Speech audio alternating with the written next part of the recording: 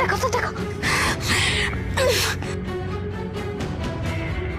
মা মা তোমারে কইছি না যে তোমার পোলার বউ একটা কাল নাকেনি সাপ, যদি সাপ নাই হইব তাহলে বেজি ওরে কামড়াই বেড়াইছে কে?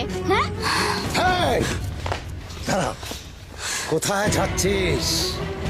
সবার চোখ ফাঁকি দিলেও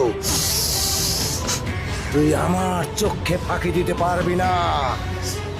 তুই কি মনে করেছিস তুই মানুষ না? তুই একটা কাল নাগিনী।